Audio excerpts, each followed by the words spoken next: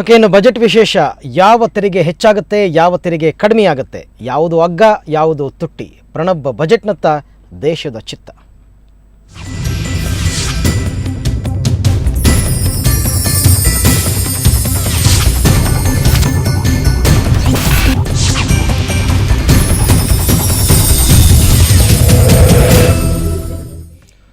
ಇಂದು ಕೇಂದ್ರ ಬಜೆಟ್ ಮಂಡನೆಯಾಗಲಿದೆ. ಕೇಂದ್ರ ಹಣಕಾಸು ಸಚಿವ ಪ್ರಣಬ್ ಮುಖರ್ಜಿ 7ನೇ ಬಾರಿಗೆ ಬಜೆಟ್ ಮಂಡಿಸಲಿದ್ದಾರೆ. ಈ ಬಜೆಟ್ನಿಂದ ಶ್ರೀಸಾಮಾನ್ಯನಿಗೆ ಅನೇಕ ನಿರೀಕ್ಷೆಗಳಿವೆ. ಬೆಲೆ ಏರಿಕೆಯ ಬಿಸಿಯ ನಡುವೆ ಈ ಬಜೆಟ್ ಇನ್ನಷ್ಟು ಬಿಸಿ ಏರಿಸದೇ ಇರಲಿ ಅನ್ನೋದು ಸಾಮಾನ್ಯನ ಅನಿಸಿಕೆ.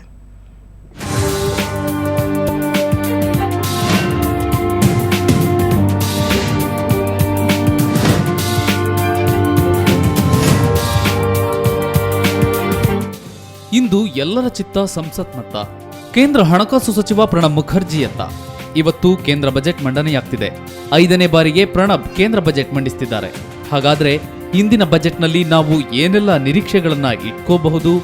ತೆರಿಗೆ ಹೆಚ್ಚಾಗುತ್ತಾ, ಕಡಿಮೆಯಾಗುತ್ತಾ? ಆದಾಯ ತೆರಿಗೆದಾರರಿಗೆ ಸಿಹಿನಾ, ಕಹಿನಾ? ಶ್ರೀಸಾಮಾನ್ಯನ ನಿರೀಕ್ಷೆಗಳೇನು? ನೋಡೋಣ ಬನ್ನಿ. ಆದಾಯ ತೆರಿಗೆ ವಿನಾಯಿತಿ ಮಿತಿ ಏರಿಕೆ. ಸದ್ಯ ಆದಾಯ ತೆರಿಗೆ ಮಿತಿ 1,80,000 ಈವರೆಗಿನ ನಿರೀಕ್ಷೆಗಳ ಪ್ರಕಾರ 3 ಲಕ್ಷಕ್ಕೆ ಏರಿಕೆಯಾಗಲಿದೆ ಅಂತ ಹೇಳಲಾಗ್ತಿದೆ.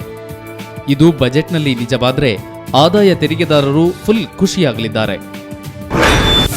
ತೆರಿಗೆ ಕಳ್ಳರಿಗೆ ಚಾಟಿ. ಜನಪ್ರಿಯತೆ ಕಾಯ್ದುಕೊಳ್ಳುವುದರ ಜೊತೆಗೆ ದೇಶದ ಹಣಕಾಸು ಸ್ಥಿತಿ ಬಲಪಡಿಸುವ ನಿಟ್ಟಿನಲ್ಲಿ ಅನೇಕ ಕಠಿಣ ಕ್ರಮಗಳನ್ನು ಪ್ರಣಬ್ ತೆಗೆದುಕೊಳ್ಳಲಿದ್ದಾರೆ ಅಂತ ಹೇಳಲಾಗ್ತಿದೆ. ಅಲ್ಲದೆ ಕಪ್ಪು ಹಣ ಒಟ್ಟು ಹಾಕ್ತಿರೋರು, ತೆರಿಗೆ ಕಟ್ಟದೆ ನುಣುಚಿಕೊಳ್ತಿರೋರಿಗೆ ಪ್ರಣಬ್ ಚಾಟಿಯೇಟು ನೀಡುವ ನಿರೀಕ್ಷೆಗಳಿವೆ. ಕಾರು ದರ ಹೆಚ್ಚಳ ಸಾಧ್ಯತೆ. ಪೆಟ್ರೋಲ್ ಡೀಸೆಲ್ ಬೆಲೆ ಎಷ್ಟೇ ಏರಿಕೆಯಾದರೂ ಐಷಾರಾಮಿ ಕಾರುಗಳ ಖರೀದಿಯಂತೂ ಕಡಿಮೆಯಾಗಿಲ್ಲ. ಹಾಗಾಗಿ ಇಂದಿನ ಬಜೆಟ್ನಲ್ಲಿ ಪ್ರಣಬ್ ಐಷಾರಾಮಿ ಕಾರುಗಳ ಮೇಲಿನ ತೆರಿಗೆ ಹೆಚ್ಚಿಸುವ ಸಂಪೂರ್ಣ ಸಾಧ್ಯತೆ ಇದೆ. ಆದರೆ ಎಲೆಕ್ಟ್ರಾನಿಕ್ ಉತ್ಪನ್ನಗಳ ಮೇಲಿನ ಕರ ಏರಿಕೆಯಾಗುವ ಸಾಧ್ಯತೆ ಕಡಿಮೆ ಇದೆ. ಜನಸಾಮಾನ್ಯನ ನಿರೀಕ್ಷೆಗಳು. ಇದೆಲ್ಲದರ ಜೊತೆಗೆ ಆಮ್ ಆದ್ಮಿ ಅನಿಸಿಕೊಂಡವನಿಗೆ ಬಜೆಟ್ನಿಂದ ಬಹಳಷ್ಟು ನಿರೀಕ್ಷೆಗಳಿವೆ. ಈಗಾಗಲೇ ಬೆಲೆ ಏರಿಕೆಯಿಂದ ಸಂಕಷ್ಟದಲ್ಲಿರೋ ಶ್ರೀಸಾಮಾನ್ಯ ಸಹಜವಾಗಿ ಆದಾಯ ತೆರಿಗೆ ಮಿತಿ ಏರಿಕೆಯ ನಿರೀಕ್ಷೆಯಲ್ಲಿದ್ದಾನೆ. ಜೊತೆಗೆ ಮನೆ ಸಾಲದ ಮೇಲಿನ ಬಡ್ಡಿದರ ಇಳಿಕೆ, ಅಗತ್ಯ ವಸ್ತುಗಳ ಮೇಲಿನ ತೆರಿಗೆ ಇಳಿಕೆಯ ನಿರೀಕ್ಷೆಗಳಿವೆ. ಅಲ್ಲದೆ LPG ಮೇಲಿನ ತೆರಿಗೆ ಕಡಿಮೆಯಾಗಬೇಕು, ಸಬ್ಸಿಡಿ ಹೆಚ್ಚಾಗಬೇಕು ಅನ್ನೋದು ಸಾಮಾನ್ಯ ಭಾರತೀಯ ಮಹಿಳೆಯ ಆಸೆ. ಈ ಎಲ್ಲ ಆಸೆಗಳು, ನಿರೀಕ್ಷೆಗಳು ಪ್ರಣಬ್ದ ಈಡೇರಿಸ್ತಾರಾ?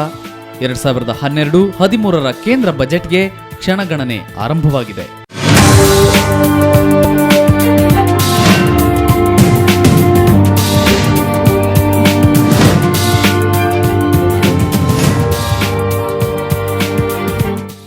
ಬ್ಯೂರೋ ರಿಪೋರ್ಟ್, ಸುವರ್ಣ ನ್ಯೂಸ್ 24/7.